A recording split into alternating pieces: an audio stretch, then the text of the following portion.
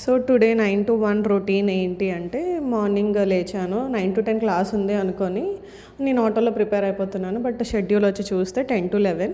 So రాగానే breakfast చేశాను. Breakfast నాకు చాలేదనిపించి మళ్ళీ బయట బేకరీ ఉంటే అక్కడి నుంచి కొన్ని చాక్లెట్స్ తెచ్చుకొని తిన్నాను. అది చాలక మళ్ళీ మా ఫ్రెండ్ ఆరెంజ్ ఇస్తే అది తిన్నాను.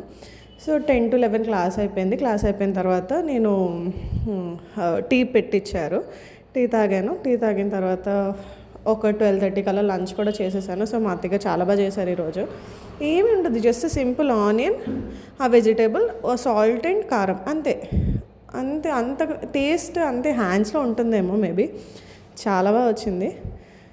అయితే మీకు తెలుసా, ఇక్కడ మళ్ళీ నీట్ యూజీ వాళ్ళకి ఎగ్జామ్ జరిగింది. ఎగ్జామ్ చేసిన తర్వాత మళ్ళీ రిజల్ట్స్ వచ్చిన తర్వాత ఓఎంఆర్ వాళ్ళ రెస్పాన్సెస్ ఇచ్చిన కీ వాళ్ళ వచ్చింది అసలు టాలీ అవ్వట్లేదు. సో ఇవన్నీ ఎలిగేషన్స్ అవుతున్నాయి.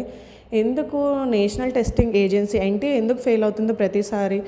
సో ఇప్పుడు మేము డాక్టర్స్ అయిపోయాం, okay. So future generation, future students వాళ్ళ పరిస్థితి ఏంటి? గవర్నమెంట్ ఏదన్నా కొంచెం సీరియస్గా యాక్షన్ తీసుకుంటే వాళ్ళ ఫ్యూచర్ బాగుంటుంది. సో లెట్స్ హోప్ వాళ్ళకి బాగుండాలని. సో మీకు దీని గురించి ఏమైనా తెలిస్తే కమెంట్ చేయండి.